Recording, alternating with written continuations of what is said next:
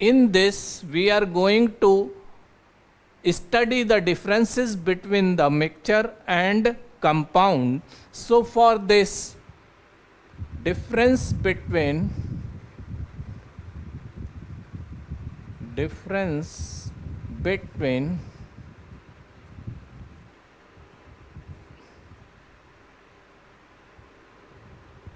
mixture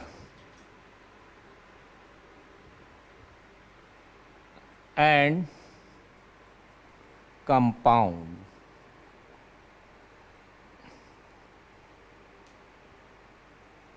Students, mixture simply means when we take two ingredients and mix them all together.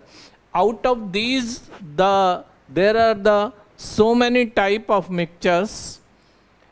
As I told you, the solid into solid. Second type of mixture is solid into liquid, and third type, first is solid to solid, second is solid to liquid, and third is liquid to gas, fourth is liquid to liquid, and fifth is gas to gas. In this way, so many types, almost 6 types of mixtures we have. Mixture, in a mixture, it is not necessary to be a definite proportion throughout the mixture. It may be homogeneous, it may be heterogeneous. Homogeneous हम कहते ही उसे हैं जहाँ पर कि mixture का components, mixture के components means अगर कि हम एक लिक्विड और एक सॉलिड मीन्स शुगर और वाटर का मिक्सचर बना रहे हैं, तो इसके अंदर क्या होगा कि if we will completely dissolve the sugar, means dissolution of the sugar is very proper, the whole solution will have a same concentration. Same concentration का meaning ये होता है कि अगर हम अपर मोस्ट लेयर से 5 ml ऑफ सोल्यूशन शुगर को लेंगे तो उसके 5 ml के अंदर उतनी ही शुगर होगी जितनी कि अगर हम बॉटम ऑफ द ग्लास के सोल्यूशन से लेंगे 5 ml को. कहने का मतलब constitution through out the solution is same. अब मैंने आप लोगों को ये भी बताया था कि सोल्यूशन के अंदर कौन से 2 कंपोनेंट होते हैं. एक कंपोनेंट को हम सॉल्यूट कहते हैं और दूसरे कंपोनेंट को हम सॉल्वेंट कहते हैं. स्टूडेंट्स, सॉल्यूट हमेशा स्मॉलर इन क्वांटिटी होता है. अगर 2 कंपोनेंट हैं सॉल्यूट एंड सॉल्वेंट, तो उसमें जिसकी क्वांटिटी कम है उसे हम सॉल्यूट कहेंगे और जिसकी क्वांटिटी ज़्यादा है उसे हम सॉल्वेंट कहेंगे. अब यहाँ पर हम मिक्सचर और कंपाउंड के डिफरेंसेस को पढ़ रहे हैं. सॉल्यूशन, मिक्सचर या उसको नहीं पढ़ने जा रहे हैं. तो हमें एक बार रिकैप्चुलेट करना पड़ेगा कि आखिर कंपाउंड क्या है. Compound is also one kind of mixture, homogeneous mixture, क्योंकि कॉन्स्टिट्यूशन के अंदर जो इंग्रेडिएंट्स हैं, जो इसके कंपोनेंट्स हैं, वो through out the compound same होते हैं, वो कभी नहीं बदलते. क्योंकि कंपाउंड फॉर्म ही तब होता है जब कोई 2 एलिमेंट्स आपस में एक डेफिनिट प्रोपोर्शन और डेफिनिट कंडीशंस में रिएक्ट करते हैं और प्रोडक्ट बनाते हैं. तो प्रोडक्ट क्या है? कभी कभी कॉम्बिनेशन भी होता है, कभी कभी कुछ चीज़ें सेपरेट करके 2 कॉम्बिनेशंस भी बना लेता है. तो इस तरीके से कंपाउंड मगर जब कभी भी बनेगा तो वो होमोजीनियस होगा through out the surface of the compound. Okay, जैसे वाटर, जब कभी भी 2 molecule of hydrogen 1 molecule of oxygen से मिक्स होगा तो वो जो कंपाउंड, तो मिक्सचर जो बनेगा वो कंपाउंड होगा. मैंने आपसे बताया भी था, उस समय भी इक्वेशन दिया था कि H2 + O H2O फॉर्म करता है, मगर O हमें एनवायरनमेंट में मिलता नहीं, सिंगल मोनोवेलेंट ऑक्सीजन हमें मिलती नहीं है, हमारे एनवायरनमेंट में O2 रहता है, इसलिए 2H2 प्लस O, तो वाटर के दो मॉलिक्यूल का फार्मूला हो जाता है 2H2O. So in this way I have given you a little hint of mixtures as well as compound. Now I am going to give you all the characteristics of mixture here and compound here.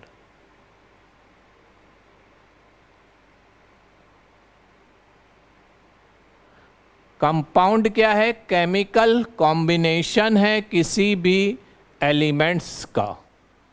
So we have to tell the mixture first. A mixture can be separated into its constituents by physical process. Mixture के constituents को आप physical process से अलग कर सकते हैं. Number 1, a mixture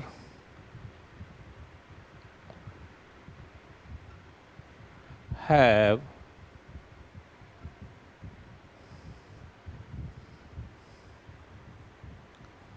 its constituents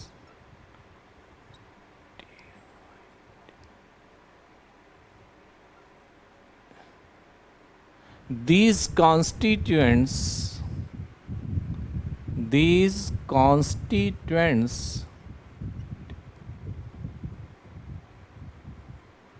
can be separated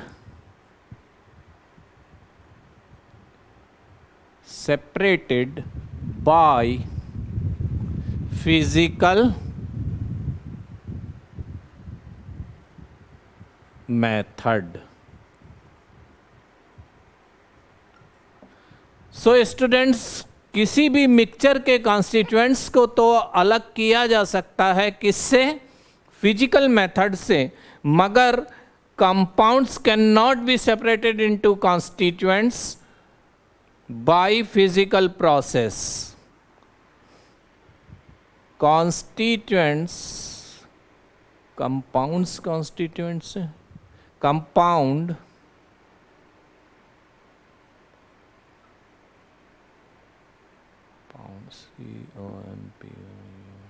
compound can not be separate.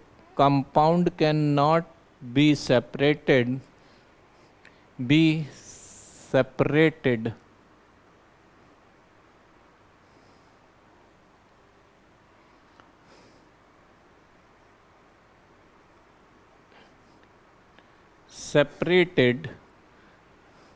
in its constituents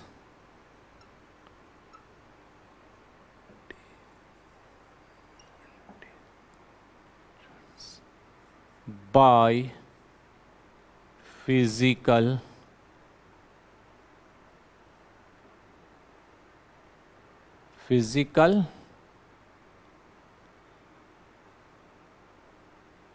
method.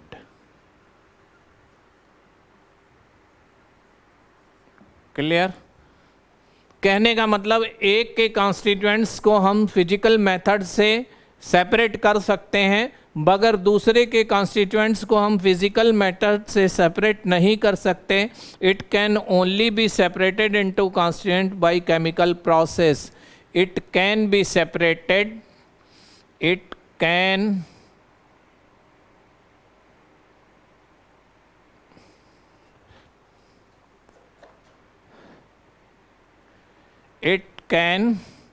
be separated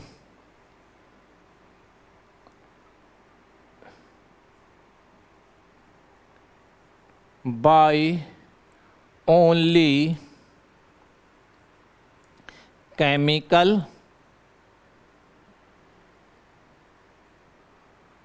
process.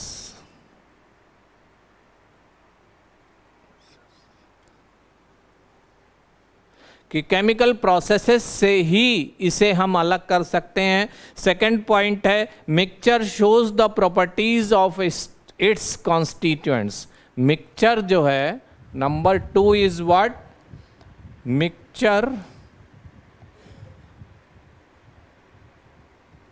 Mixture shows the properties of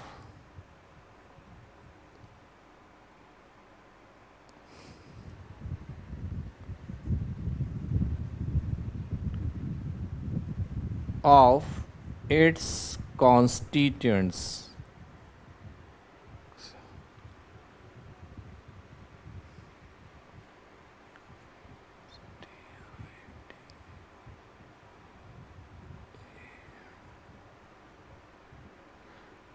कहने का मतलब मिक्सचर के अंदर कोई दो चीजें यदि मिली हुई हैं तो उन दोनों की प्रॉपर्टीज को हम एसेस कर सकते हैं।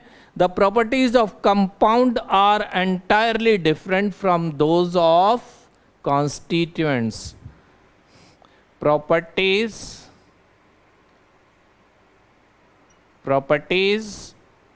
of compound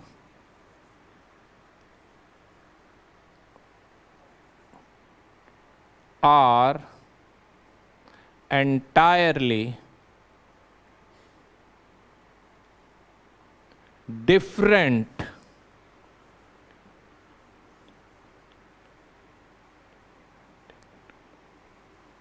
from its constituents।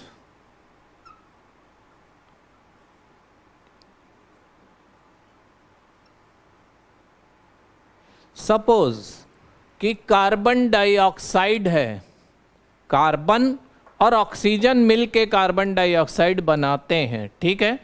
Suppose C+O2 makes CO2। अब यहां पर अगर शुगर सॉल्यूशन है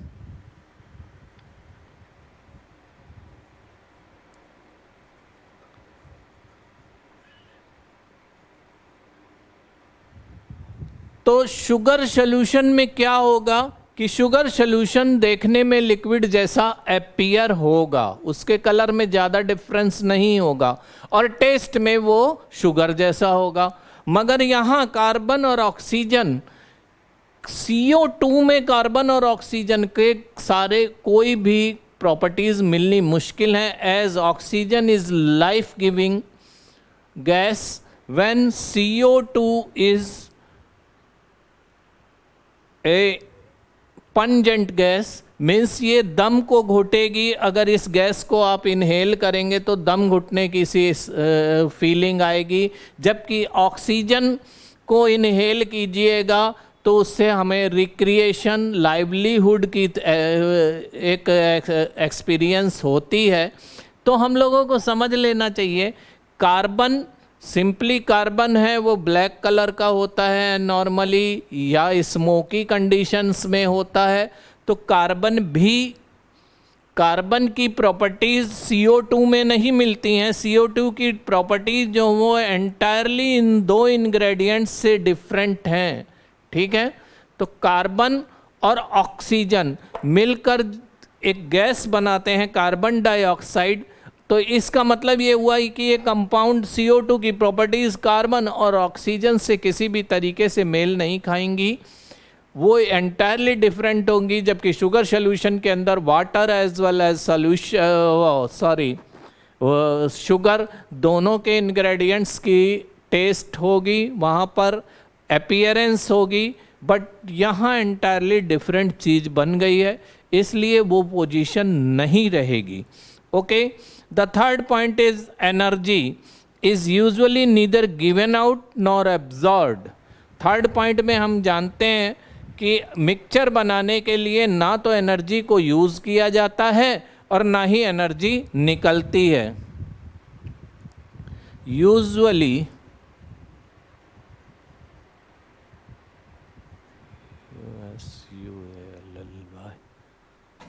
usually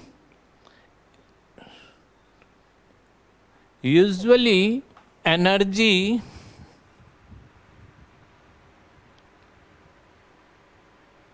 neither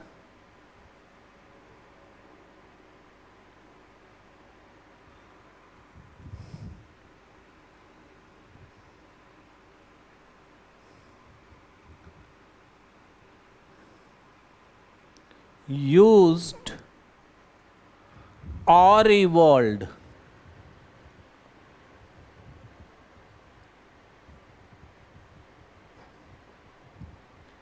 in making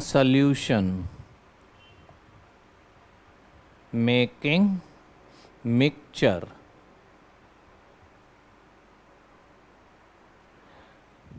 energy means heat. Heat ना तो हम कभी किसी सॉल्यूशन को या मिक्सचर को बनाने में देते हैं, ना ही वहाँ से कोई एनर्जी निकलती है, मगर जनरली रिएक्शंस, केमिकल रिएक्शंस या कंपाउंड्स के बनने में एनर्जी यूटिलाइज भी होती है और इवॉल्व भी होती है। Energy is usually given out और absorbed.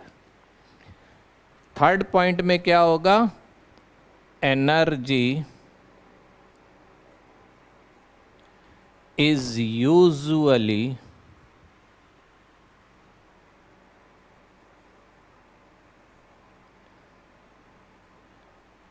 given out or absorbed. Sorry.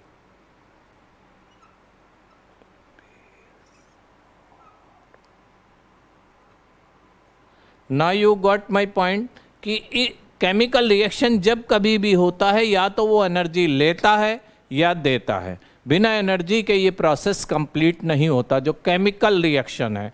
मगर फिजिकल रिएक्शन या ये कह दो कि किसी भी मिक्सचर के बनाए जाने में किसी तरीके की एनर्जी जरूरी नहीं होती। कुछ स्पेशल कंडीशंस हो सकती हैं कि कोई मिक्सचर बनाने के लिए आपको एनर्जी का यूज़ करना पड़े। अब fourth point, the composition of a mixture is variable, the constituents can present in any proportion.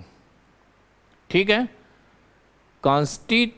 The composition of mixture is variable. Fourth point, composition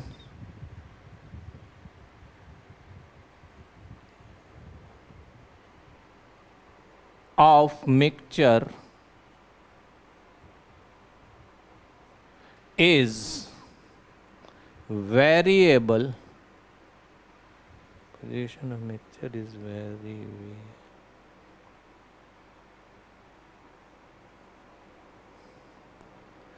ये इज नहीं बल्कि कंपोजिशन ऑफ मिक्सचर कैन भी होगा। ठीक है, इज नहीं होगा यहाँ पे।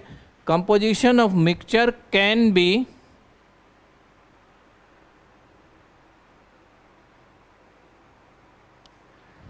variable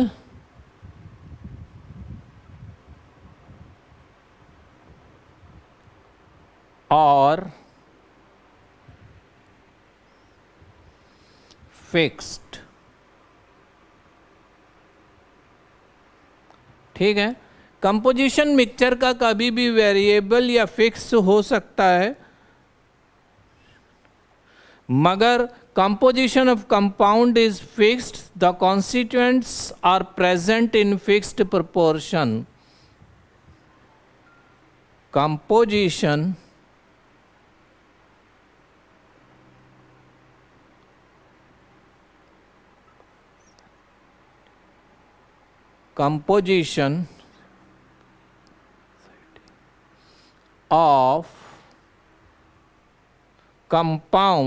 of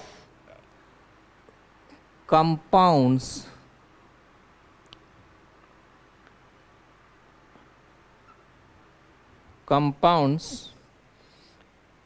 is fixed. Compound is fixed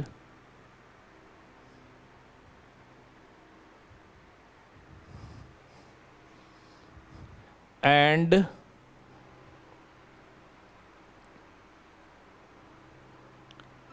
in fixed constituents are present in fixed proportion and constituents are present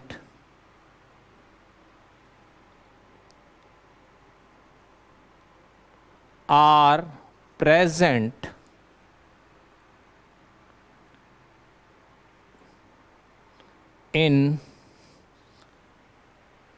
fixed proportion.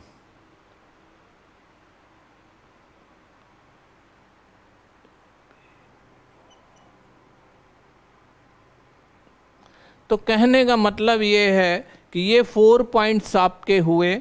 पांचवा पॉइंट हम कैसे हैं, mixture does not have fixed melting and boiling point. यहाँ पर आप लिख लीजिए does not have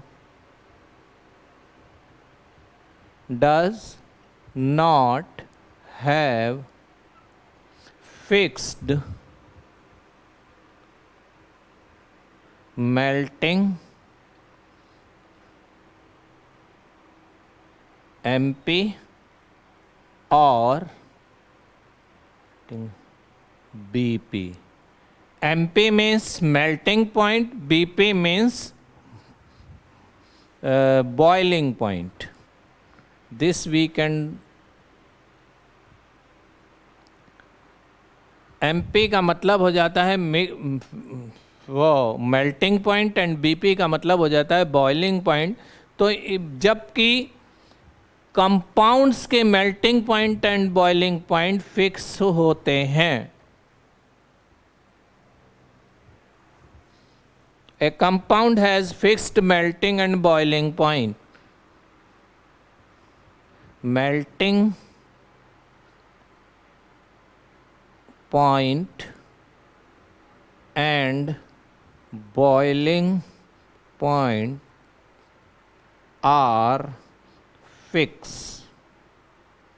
so students, ये डिफरेंस हुआ हमारे किस चीज का,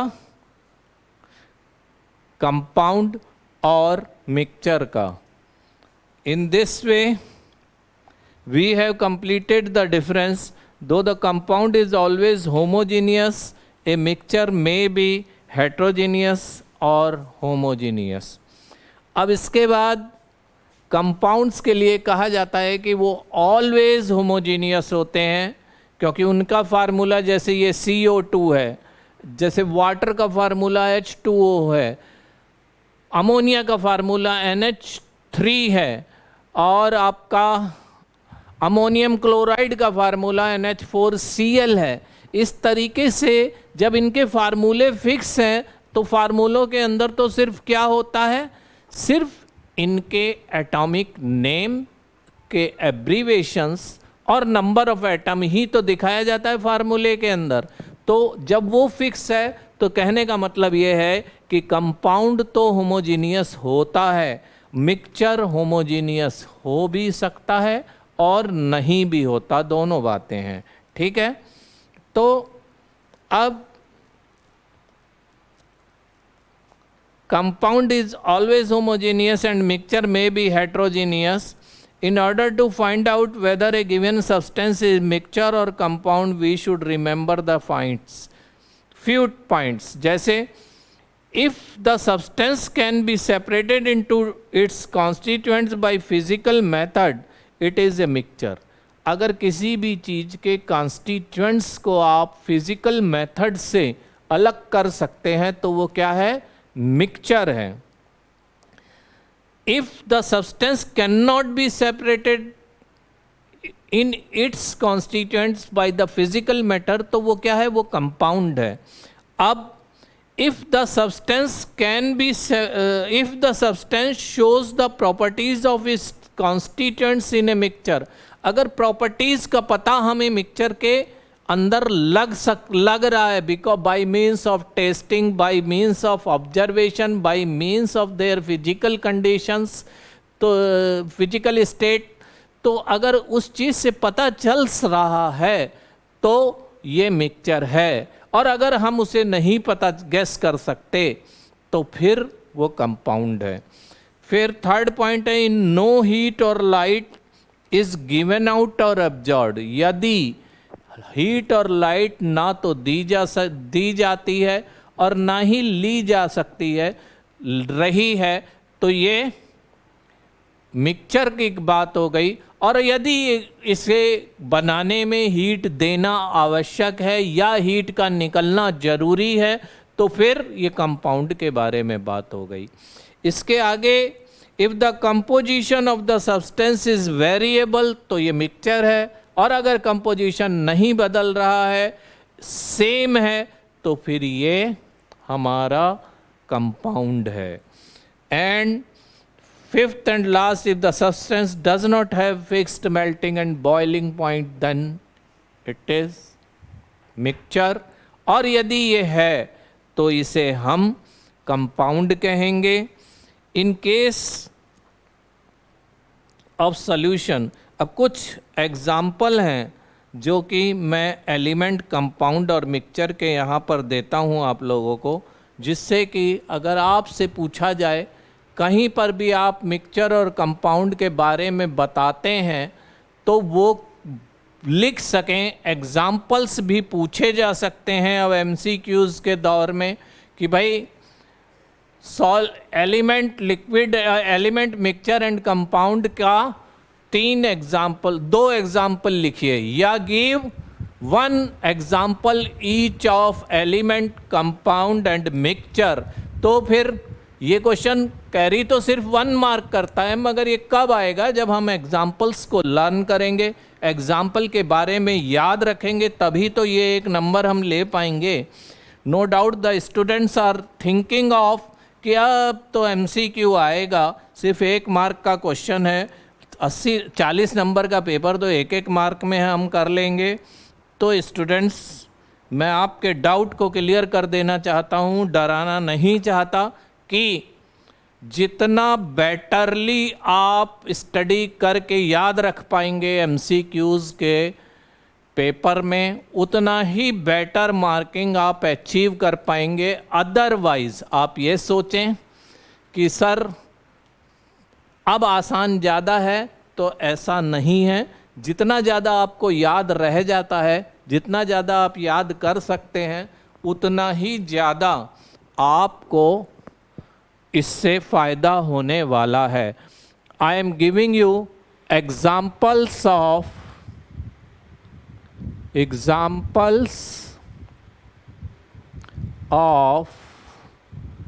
element,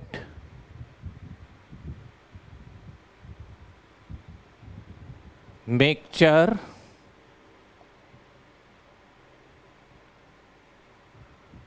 and third one is compound.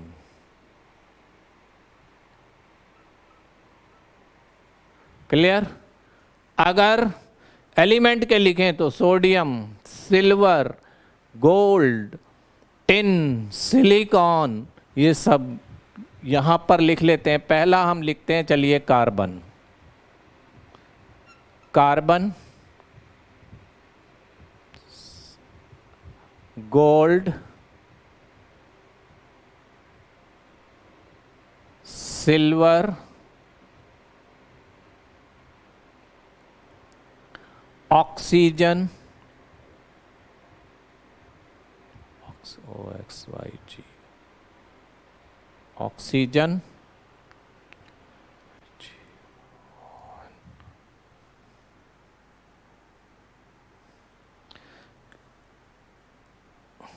अब कुछ कंपाउंड्स हम लेंगे।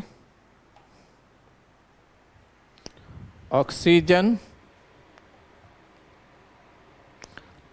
मिक्सचर के लिए हम अगर कहें तो सबसे ज़्यादा अच्छा मिक्सचर है एयर। एग्जाम्पल, इसके अंदर कई सारी गैसेस मिली होती हैं, इन गैसेस को हम अलग भी कर सकते हैं। नो डाउट जब हम इनहेल करते हैं तो जो है कि जब कभी भी हम एयर इनहेल करते हैं तो उसमें से ऑक्सीजन हमारा सिस्टम आइडेंटिफाई कर लेता है और रिमेनिंग चीज़ को कार्बन डाइऑक्साइड के साथ बाहर फेंक देता है। सो कहने का मतलब ये है कि एयर के अंदर कई सारी गैसेस का मिक्सचर होता है, इसके सिवा हमारी अर्थ या सॉइल जो है ये भी कई सारी चीज़ों का मिक्सचर है। इसके अंदर सैंड पार्टिकल हैं, इसके अंदर ह्यूमस है, इसके अंदर और भी चीज़ें हैं। तो इस तरीके से क्या नाम है कि कंपोजिशन ऑफ सॉइल जो है वो भी एक काइंड ऑफ मिक्सचर है। फिर शुगर सॉल्यूशन में अपने ऑलमोस्ट हर एग्जाम्पल में कह ही रहा हूँ आपको, शुगर सॉल्यूशन।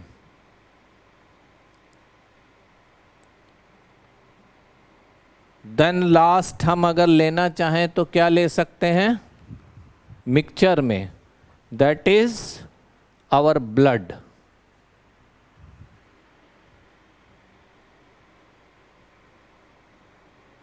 ये कुछ नेचुरल मिक्सचर्स हैं जो कि हमें मिल जाते हैं बड़ी आसानी से। अब कंपाउंड्स के लिए तो आप बहुत सारी चीज़ें ले सकते हैं, और वो चीज़ें हैं क्या, जैसे कंपाउंड में कार्बन डाइऑक्साइड है तो वो भी कंपाउंड है, कार्बन डाइऑक्साइड ये एक कंपाउंड है। कैल्शियम कार्बोनेट,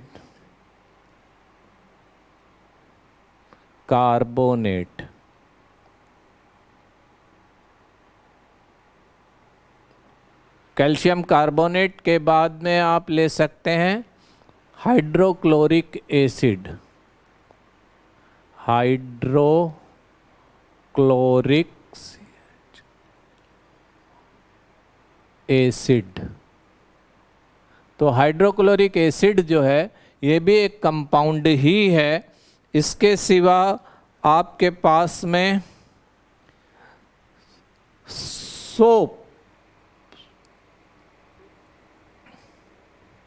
सोप जो है ये भी कंपाउंड होता है। इस तरीके से ये मैंने कुछ एग्जाम्पल दे दिए हैं, जिससे कि अगर 1 मार्क क्वेश्चन में आपसे एग्जाम्पल ऑफ एलिमेंट कहा जाए। कभी कभी कुछ क्वेश्चन ऐसे भी आ सकते हैं एमसीक्यूज में कि आपको जो है सर्च करना होगा कि इसमें से एलिमेंट कौन से हैं। मान लीजिए 6 ऑप्शन दिए हुए हैं, उसमें से कोई 2 ही एलिमेंट हैं, तो उन्हें फाइंड आउट करके आपको अपने कॉपी पे आंसर में सिर्फ एलिमेंट्स को आइडेंटिफाई करके उन्हीं को लिखना होगा। इस तरीके के बहुत सारे क्वेश्चन आपसे पूछे जा सकते हैं जो 1 मार्क क्वेश्चन कैटेगरी के होते हैं।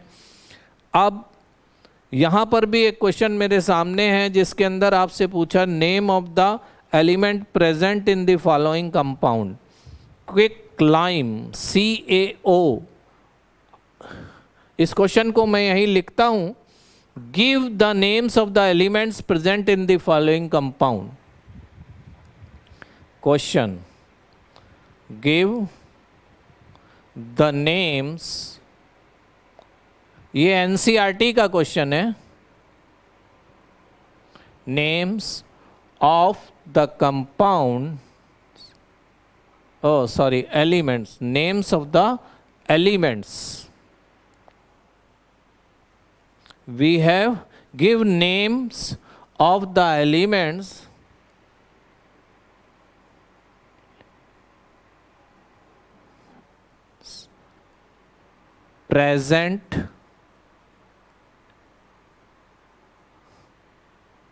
present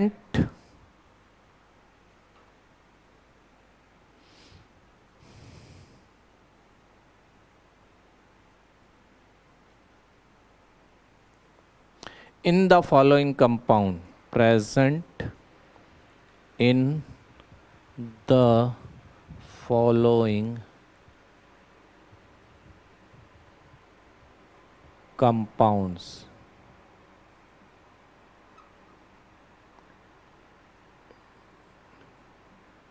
अब ये कंपाउंड जो दिए हुए हैं वो क्या क्या है। पहला है क्विकलाइम, जिसे हम चूना कहते हैं, वो अर्थ से जिस शेप में निकलता है उसी को हम कहते हैं क्विकलाइम।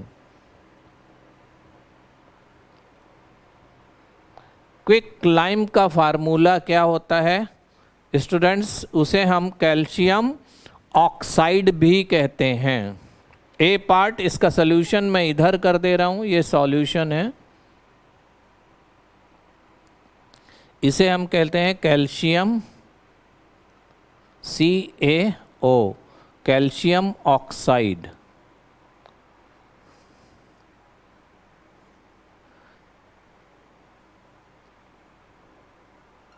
कैल्शियम ऑक्साइड, ठीक है।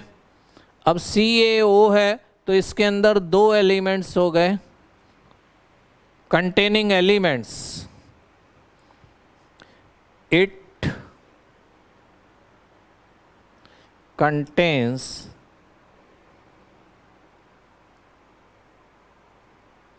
Ca, calcium,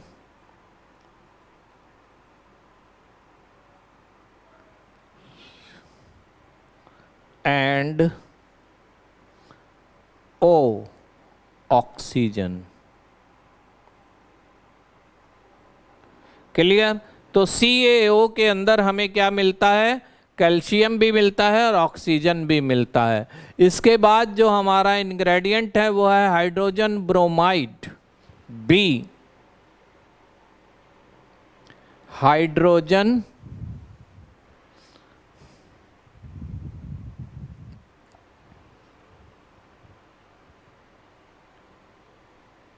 hydrogen bromide.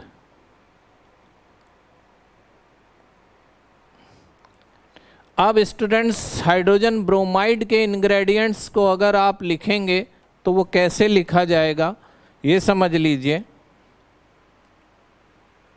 इसका बी पार्ट एक्चुअली आपको विजिबल नहीं होगा, इसलिए इसे मैं यहाँ ही कर दे रहा हूँ। B, hydrogen bromide, sorry,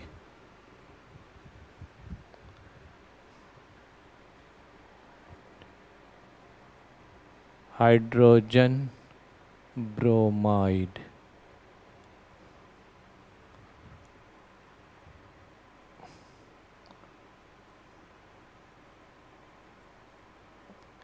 HBr इसका फार्मूला होता है। H means hydrogen and Br bromine. इसके ingredient elements are hydrogen, H for hydrogen and Br for bromine, BROMINE। तो हाइड्रोजन एंड ब्रोमाइन ये दो चीजें हो गई, Br से, HBr से। Baking soda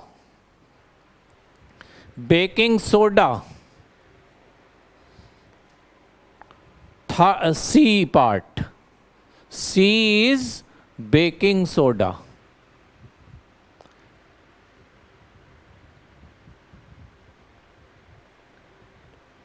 baking soda.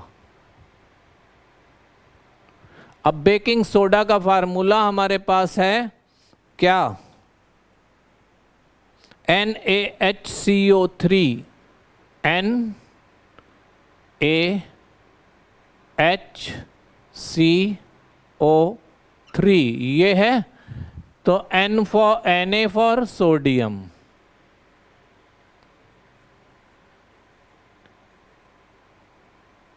H hydrogen,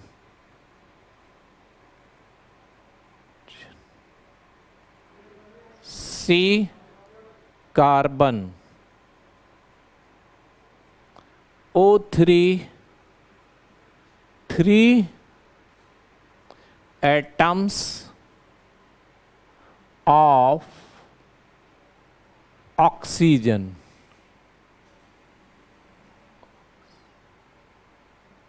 clear? कि 3 ऑक्सीजन हो गए इसके अंदर, ये हुआ बेकिंग सोडे का ब्रेकआउट। और लास्ट एग्जाम्पल है पोटेशियम सल्फेट, K2SO4। इसी क्वेश्चन की लास्ट एग्जाम्पल है पोटेशियम सल्फेट डी।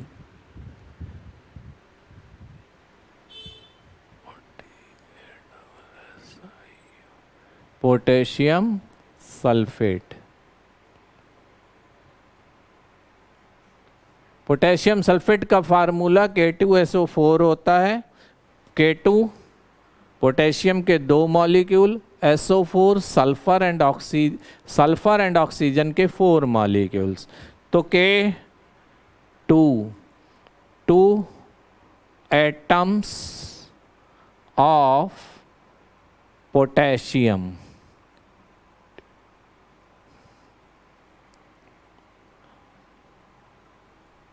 ये हुआ potassium POT ASSIUM, potassium sulphur S, sulphate में S का हो जाएगा सल्फर,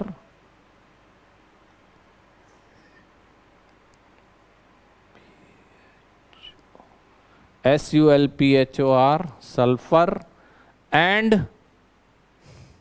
इसे हम S से बताते हैं oxygen, O for oxygen, 4 atoms of oxygen.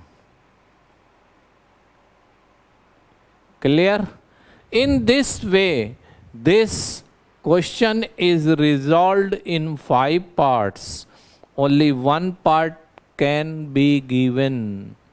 This you can understand. If the short question is given, then 1 part, and if the question is given, then 3 mark.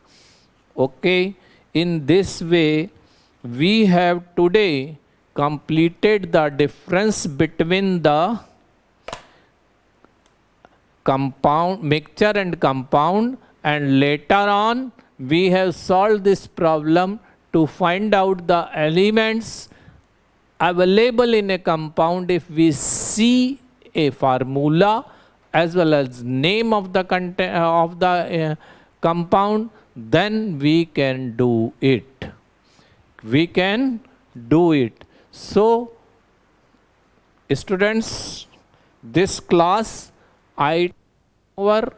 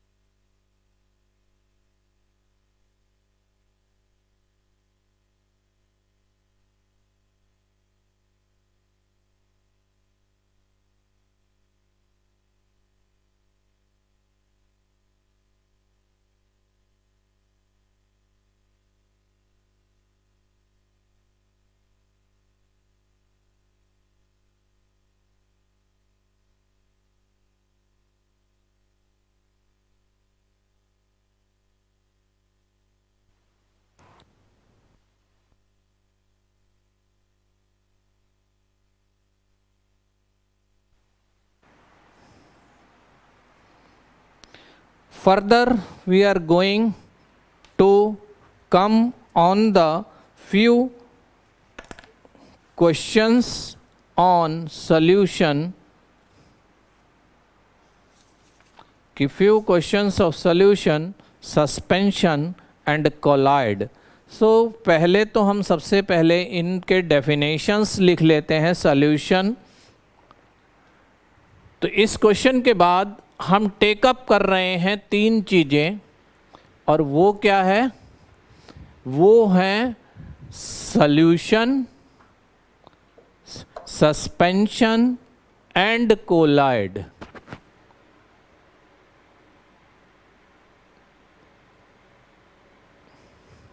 Solution,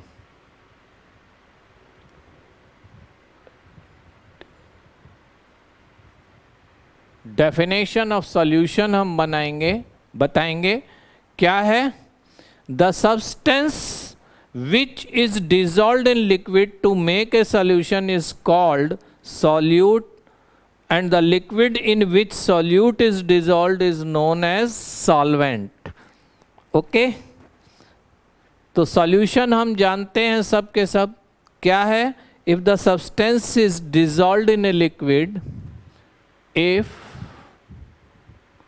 a substance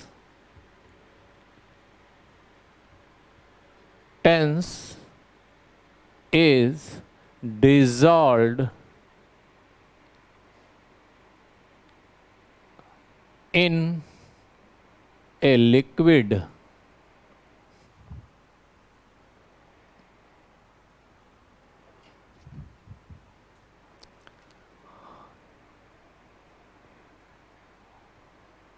liquid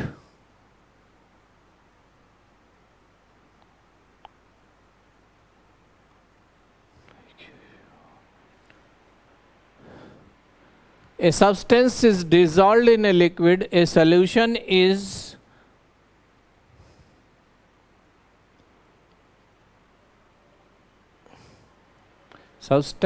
dissolved in a liquid to form a solution,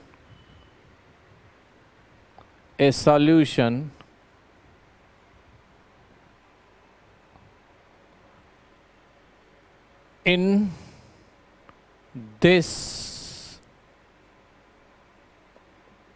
solution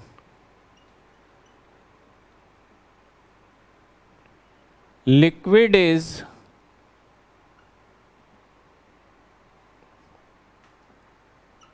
solute and solid is solvent.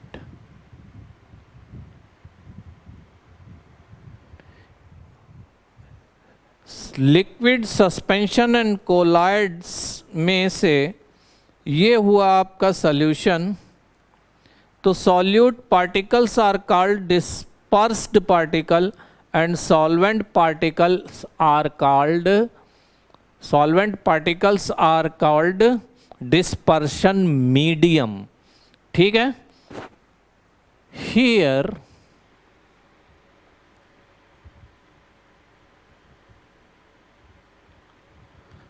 solute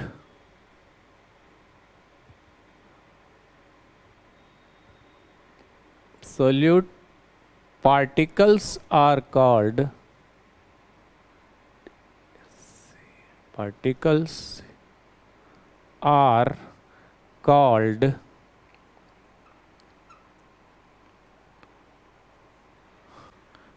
dispersed. Solute particles are called dispersed particles, DIS, DISPERSED,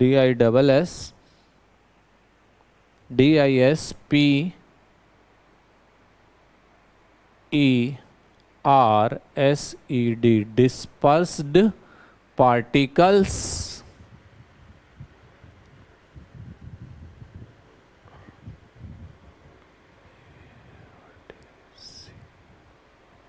And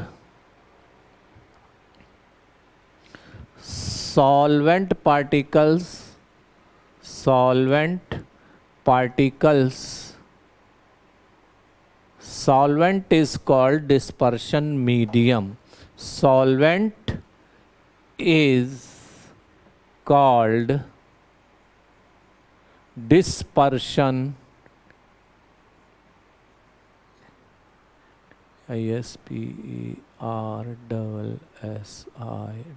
ON, dispersion medium. It is called dispersion medium.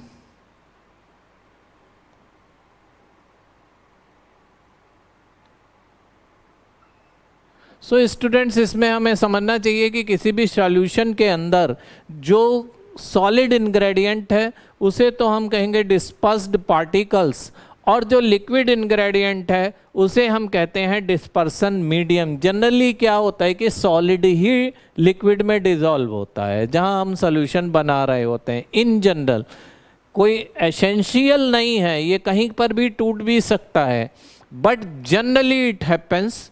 तो जो चीज घुल रही है, जो quantity में कम है, उसे हम कह देंगे डिस्पर्स्ड पार्टिकल्स, और जिसमें वो घुल रही है उसे हम कहेंगे डिस्पर्स्ड मीडियम।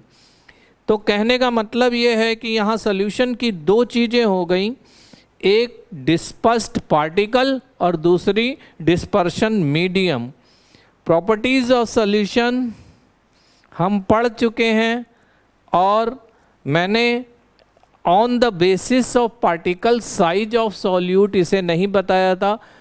उसके लिए मैं बता दूं कि ए solution is homogeneous mixture, particle size इसका जो है 10⁻⁹ नैनोमीटर के आसपास होता है। सॉल्यूट पार्टिकल सॉल्यूशन में size of solute particle in A solution is extremely small, और ये लगभग 10⁻⁹ नैनोमीटर के इक्विवेलेंट होता है। सॉल्यूशन की कुछ प्रॉपर्टीज हैं। पहली properties of solution, properties of solution. Number 1, पहली प्रॉपर्टी क्या है? Solution is a homogeneous liquid. Solution is a homogeneous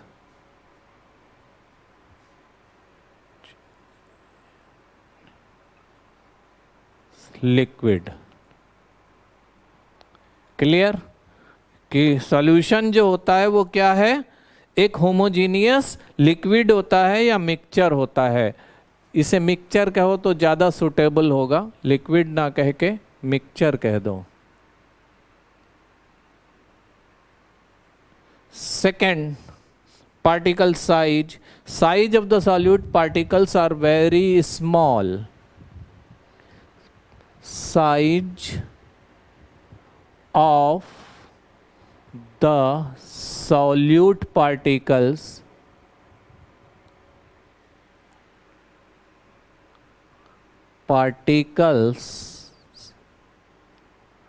are very small.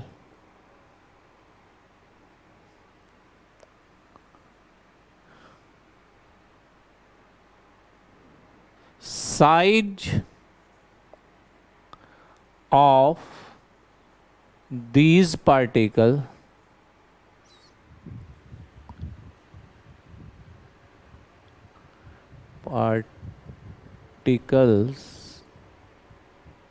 is almost 10⁻⁹ nanometer. Nanometer 10⁻⁹ 1 nanometer के आसपास इसकी साइज होती है, 1 nanometer. And 1 nanometer is almost 1 nanometer is equal to 1 into 10⁻⁹ meters. ये हुआ पार्टिकल साइज ऑफ सॉल्यूट, मतलब जो solution बनाया गया उसमें जो पार्टिकल साइज रहेगा वो ऑलमोस्ट इस रेंज में रहता है। और particle of solution can not be seen even with the microscope. Particles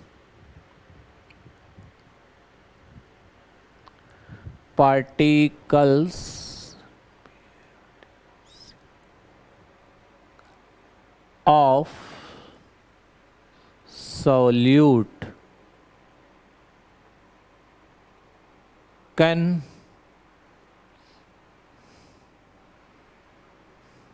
not be seen even with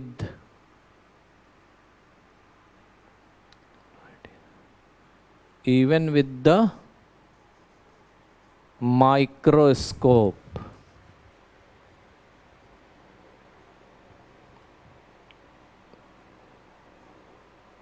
clear? Particle size इतना छोटा होता है कि इसे हम माइक्रोस्कोप से भी देख नहीं सकते हैं. The particles of the solution passes through the filter paper. Particles of the solution can be passes through filter paper. Particles of the solute can be passed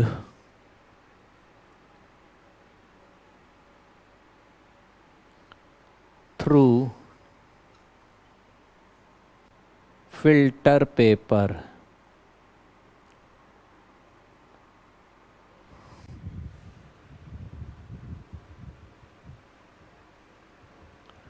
कहने का मतलब ये है कि फिल्टर पेपर के जो पोर्स होते हैं ना, उनसे भी ये पार्टिकल सल्यूट के निकल जाते हैं. ठीक है ना? Present in solution do not separate out on keeping. Solutions are very stable और उनके पार्टिकल्स को जो है अलग करना बहुत मुश्किल होता है, उन्हें अलग निकाल लेना बहुत मुश्किल होता है.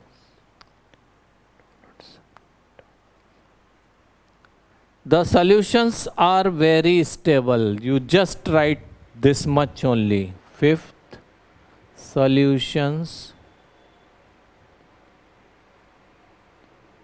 are very stable. ये किस लिए? क्योंकि जब इसकी विजिबिलिटी नहीं है, फिल्टर पेपर से भी ये पास आउट कर सकता है, तो इनके पार्टिकल्स को अलग करना ऑलमोस्ट मुश्किल है. A true solution does not scatter light. True solution does not scatter light. ये लास्ट लाइन आप ऊपर लिख लेंगे. Point number 6. Point number 6 is true solution does not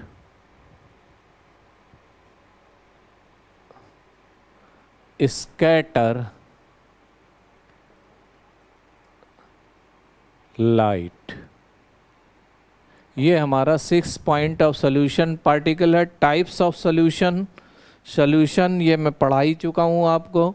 और अब आ जाता सस्पेंशन है. सस्पेंशन की डेफिनेशंस भी मैंने लिखवाई थी, वो लिखाई जा चुकी है. और उनकी प्रॉपर्टीज़ सस्पेंशन की हाँ ज़रूर यहाँ पर हम टेकअप करेंगे. सॉल्यूशन की डेफिनेशंस आपके पास लिखी हुई हैं. हम जो लिखने जा रहे हैं अब हैं properties of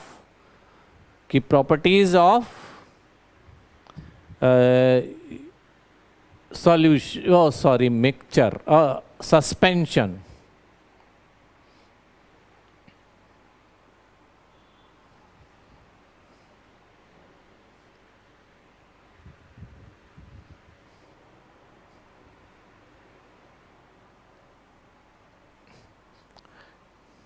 So students, now we are going to take up the properties of suspension.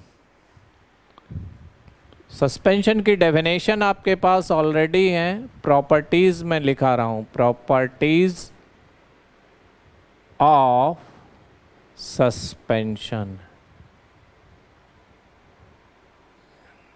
Suspension SSION.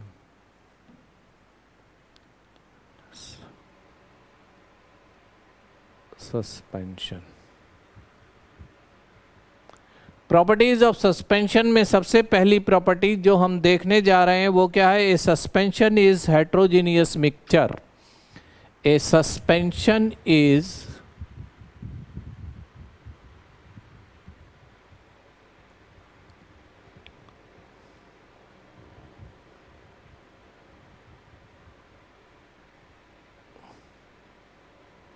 is a heterogeneous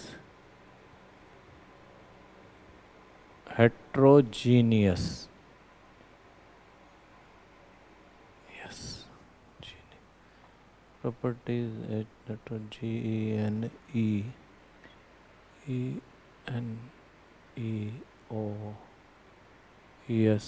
mixture. So a suspension is a heterogeneous mixture. कहने का मतलब मिक्सचर के पार्टिकल का साइज ना तो uniform होता है, ना ही थ्रू आउट द सॉल्यूशन उनकी कॉन्सेंट्रेशन से सिमिलर होती है। तो इस तरीके से ये बिगर साइज के पार्टिकल्स हैं जो एक तरीके का सॉल्यूशन बनाते हैं जो बाद में नीचे सेटल हो जाता है। The size of solute particles in suspension is quite large. Size of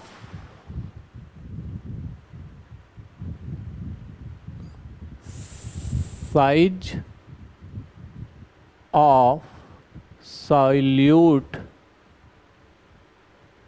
particles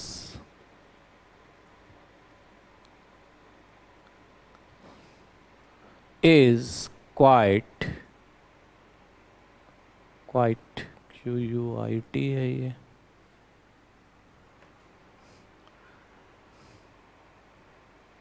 large. अब ये लार्ज कितना है वो हम देखेंगे।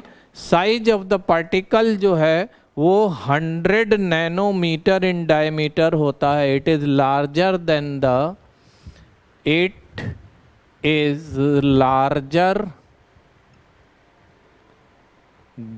the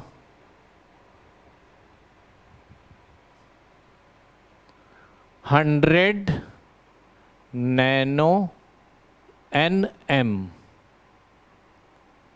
nanometre. ये लगभग 100 नैनोमीटर के आसपास इसकी पार्टिकल साइज होती है। It is larger than the 100 nanometer diameter, कि इसका डायमीटर या पार्टिकल साइज जो है वो ऑलमोस्ट 100 नैनोमीटर के आसपास होती है। The particle of suspension can be seen easily. The particles of the suspension, particles of the solute,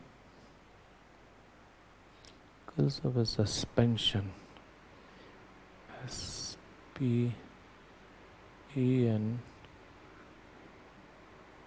suspension can be seen easily. Now our 4th point is the particle of suspension do not pass through the filter paper, so suspension can be separated by filtration.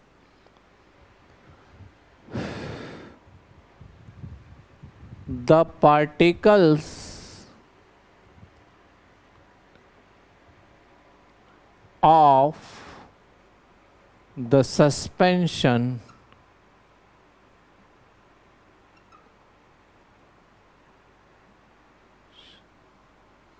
do not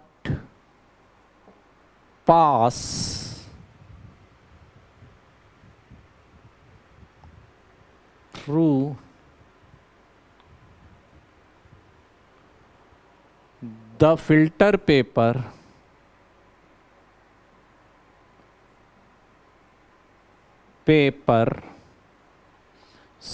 also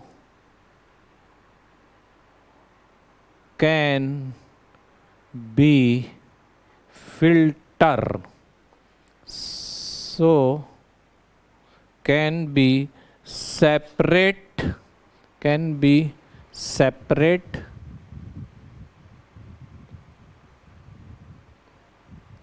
by a can be filtrate लिख देते हैं इसे हम, can be filtrate.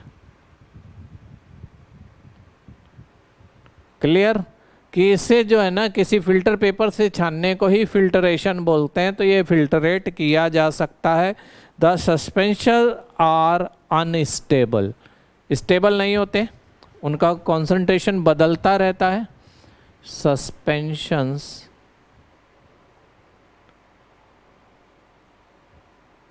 Are unstable. And last one is a suspension scatters a beam of light. A suspension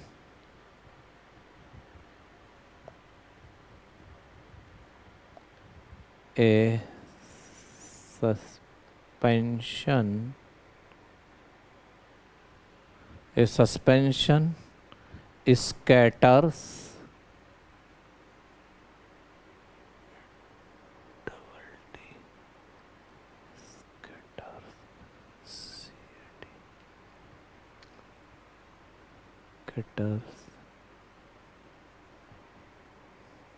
a beam of light. So this is over, the suspension is also over. Later we will take up the colloid and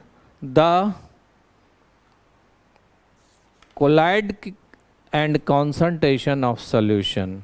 Later we will take up colloid and the concentration of a solution or strength of a solution. Okay, now we overcome the class for the day.